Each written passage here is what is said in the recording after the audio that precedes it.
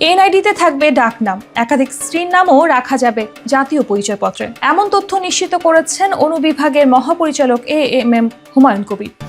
গ্রাহকদের পক্ষ থেকে আসা বেশ কয়েকটি আবেদন এবং অভিযোগের প্রেক্ষিতে নেওয়া হয়েছে এমন সিদ্ধান্ত। তিনি জানান, বেশ কিছু আবেদন আসছে যেখানে নাগরিকরা তাদের ডাকনাম এবং একাধিক স্ত্রীর নাম এনআইডিতে অন্তর্ভুক্ত করতে চাচ্ছেন। এ সময় ডাকনাম সমস্যা নিয়েও সিদ্ধান্তের কারণ জানান তিনি। হুমায়ুন কবির আরও জানান, বাংলাদেশের অনেক মানুষ তাদের ডাকনাম ব্যবহার করেন যা তাদের অফিসিয়াল নামের থেকে আলাদা। এই সমস্যার সমাধানে দ্বিতীয় ফর্মে ডাকনাম অন্তর্ভুক্ত করার চিন্তা করা হচ্ছে, যা ভবিষ্যতে সঠিক পরিচিতি নিশ্চিত করতে সাহায্য করবে।